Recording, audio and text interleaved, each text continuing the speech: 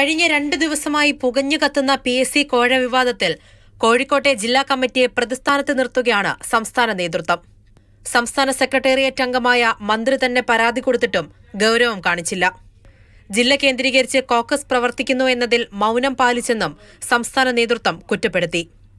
ഇതു സംബന്ധിച്ച് ജില്ലാ കമ്മിറ്റി സംസ്ഥാന നേതൃത്വത്തിന് വിശദീകരണം നൽകാനും നിർദ്ദേശമുണ്ട്. കുറ്റാരോപിതനായ പ്രമോദ് കോട്ടൂളിയുടെ വിശദീകരണത്തിൽ അതൃപ്തി അറിയിച്ച ഏരിയ കമ്മിറ്റിയും ജില്ലാ നേതൃത്വത്തോട് നടപടിക്ക് ശുപാർശ ചെയ്തിട്ടുണ്ട്. കോഴ ആരോപണം ആളിക്കത്തിയിട്ടും പാർട്ടി ഒന്നും അറിഞ്ഞില്ലെന്നാണ് കോഴിക്കോട് ജില്ലാ സെക്രട്ടറിയുടെ പ്രതികരണം. മാത്രമല്ല, കുറ്റം മുഴുവൻ മാധ്യമങ്ങൾക്കുമേൽ ചുമത്തുകയും ചെയ്തു.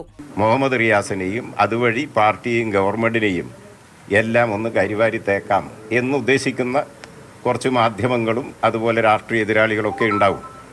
അതൊന്നും നടക്കില്ല.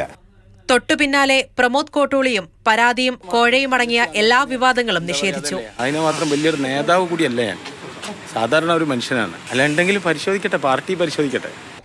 നിയമസഭയിലും വന്നു PSC കോഴ വിവാദം.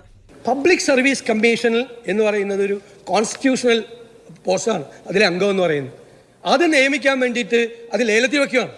PSC കോഴ സംബന്ധിച്ച മാധ്യമ വാർത്തകൾ മാത്രമാണ് ശ്രദ്ധയിൽപ്പെട്ടിട്ടുള്ളത് എന്ന് മറുപടി പറഞ്ഞ മുഖ്യമന്ത്രി പ്രതിപക്ഷ നേതാവിനെതിരെ രാഷ്ട്രീയമായ കുറ്റപ്പെടുത്തലുകളും നടത്തി തടിയൂരി. കുറ്റമറ്റതും സുതാര്യവുമായ തെരഞ്ഞെടുപ്പ് പ്രക്രിയയിലൂടെയാണ് പബ്ലിക് സർവീസുകളിലേക്കുള്ള നിയമനങ്ങൾ കമ്മീഷൻ നടത്തുന്നത്.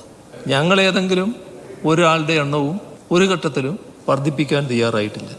മാതൃഭൂമി ന്യൂസ്, കോഴിക്കോട്, തിരുവനന്തപുരം.